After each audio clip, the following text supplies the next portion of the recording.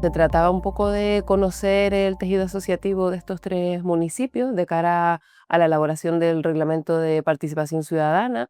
Y bueno, fue una experiencia de poder escuchar de primera mano a las personas que forman parte de colectivos, asociaciones o simplemente vecinos y vecinas que tienen interés en contar su experiencia o sus necesidades y demandas respecto a todo lo que implica la participación activa en la toma de decisiones públicas o que le afectan como vecinos y vecinas de esos entornos. Y bueno, mostró las semejanzas que tienen estos 3 municipios en tanto, entornos rurales, como puede ser la despoblación o el envejecimiento poblacional. También semejanzas en cuanto a sociedades de este siglo, en el que hay desafección política, pero también hay interés en conocer de primera mano lo que se está haciendo, y también las diferencias entre estos municipios, que cada uno tiene sus particularidades. La justificación principal es la propia elaboración de un reglamento de participación ciudadana. Una demanda por parte de las corporaciones locales de estos municipios y también una necesidad global, que cada vez hay una exigencia mayor de transparencia y de que la población participe de esa toma de decisiones, de generar una gobernanza multinivel, digamos, en la que todas las capas formen parte de los intereses ciudadanos.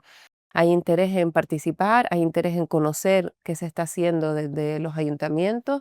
Sobre todo hay mucho interés en que se les escuche. La ciudadanía estamos en una situación que nos gusta que se nos atienda y que se nos atienda en primera persona.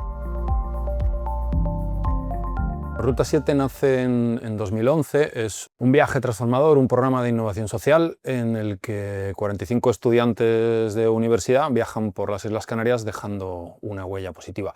Y surge un poco de las conversaciones con personas también y de analizar qué hitos o qué puntos de inflexión habían tenido las personas en la vida e intentar que Canarias fuera un lugar en el que las personas pudieran reflexionar en positivo, ¿no? Y partiendo de ese tablero de juego, pues ideamos un viaje de 35 días, que son un montón, en el que los chicos y las chicas podían proponerse retos personales y también intentar analizar desde lo pequeño cómo estaba el mundo.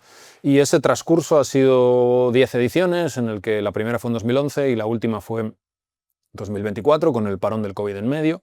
Hemos hecho 10 ediciones en las que han pasado 450 estudiantes de universidad, 45 en cada una de las ediciones, en las que hemos colaborado con un montón de organizaciones sin ánimo de lucro, un montón de entidades públicas y instituciones y entidades privadas también. Hemos hecho una fórmula de innovación social en el sentido más puro de la palabra, que es innovar desde lo civil y financiarnos con el dinero de las entidades privadas, fundamentalmente, y contar con el apoyo de las públicas y con el uso, el disfrute y el cuidado de las infraestructuras que tenemos en Canarias. El éxito más importante ha sido generar una comunidad y conectar lo que nosotros llamamos el ecosistema de huella positiva en Canarias a través de estos chicos y estas chicas que han generado como si fuera un corazón que bombeaba sangre a ese circuito.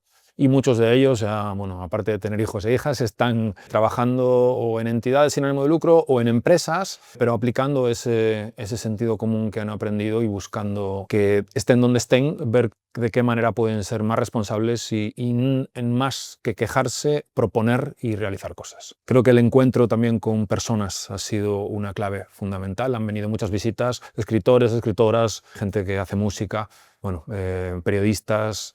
Nos han visitado y nos han honrado a dejar su huellita también para esta gente.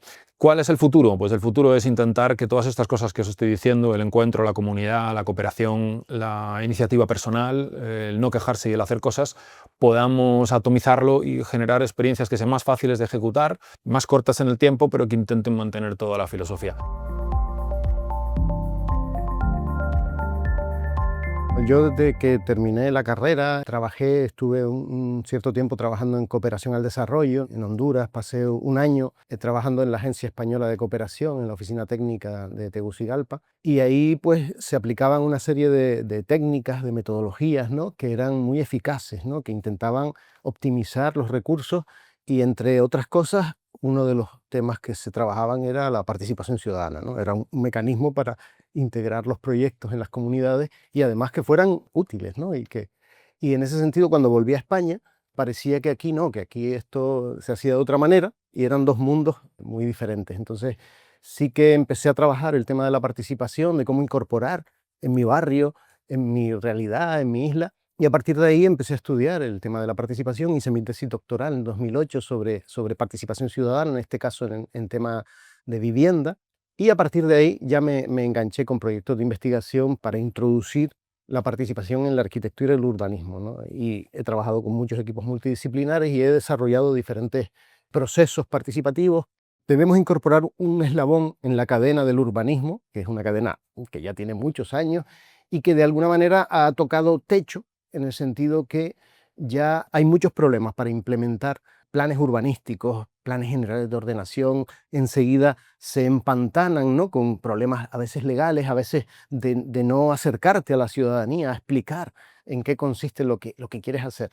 Y en ese sentido, lo que estamos detectando es que hay un eslabón que falta, un eslabón que deberíamos tener incorporado en el ADN del urbanismo, que es 6 meses antes de encargar un plan de urbanización, un plan especial, una rehabilitación de un edificio o la construcción de un edificio, 6 meses antes hay que poner a un equipo técnico que trabaje un proceso participativo y donde se intervenga de una manera profesional con vecinos y vecinas, con afectados, con profesionales, con técnicos de la administración. Cuando hablamos de un proceso participativo, hablamos de una herramienta necesaria, pero digamos, bajemos las expectativas en los procesos participativos, porque lo que hacen es educar, hacen pedagogía, hacen trasvase de información entre las partes, de ida y vuelta.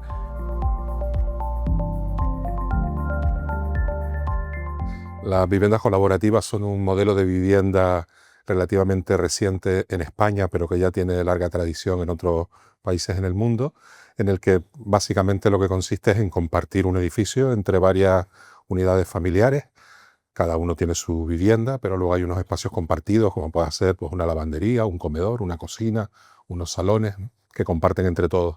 Se basa en un modelo cooperativo, constituye una cooperativa, y tiene la peculiaridad de que las viviendas no son de propiedad particular, sino que es una propiedad compartida. Por tanto, el edificio es de la cooperativa, no de cada una de las personas. Ese es un cambio importante ante la mentalidad de propiedad que tenemos en nuestro país. En realidad está cubriendo esas dos expectativas, esas dos necesidades. Por un lado, efectivamente, para muchas personas es una manera de no vivir solos. Aunque vivamos en un edificio con muchas personas, solo los conocemos de verlos en el ascensor. Entonces hay muchas personas que se lo plantean como una manera de vivir alejándose de la soledad. Y por otro lado, especialmente para las personas jóvenes, empieza a ser también una solución para encontrar una vivienda, para que la vivienda sea asequible. Esas dos cuestiones son las más importantes en este momento que está cubriendo. En Canarias ahora mismo hay 11 proyectos en marcha. Ninguno tiene todavía el edificio terminado, pero tienen suelo comprado, tienen edificios en desarrollo, proyectos ya aprobados con su licencia para empezar a construir, o sea que están, digamos, en marcha ahora mismo. En Gran Canaria en concreto de esos proyectos hay 5, aparte de en Tenerife y en La Palma. En Gran Canaria tenemos 5 proyectos que están situados en Arucas, en la zona de Santidad, en Firgas también, y en Arucas también en la parte de Cardones, aparte de un proyecto experimental en Las Palmas de Gran Canaria, en el Risco de San Antonio también. Por lo que sabemos, por lo que ha pasado en otros países, es enorme, ¿no? Tanto en Dinamarca como en Uruguay, que fueron los países pioneros en poner en marcha este modelo, está muy desarrollado y hoy en día es una parte importante de la vivienda que se construye en esos países con este modelo. La respuesta es, digamos, creciente. A muchas personas es un modelo que les extraña. No todo el mundo entiende que la vivienda en la que yo pongo un dinero no va a ser para mí y que no es de mi propiedad privada y que no es una inversión. Por tanto, eso choca con el modelo en el que hemos vivido, pero la gente va entendiendo que a pesar de lo diferente que es, tiene su lógica, tiene su razón de ser. No tenemos por qué invertir todo nuestro dinero en una vivienda, que al fin y al cabo es un bien necesario, no tiene por qué ser un modo de inversión.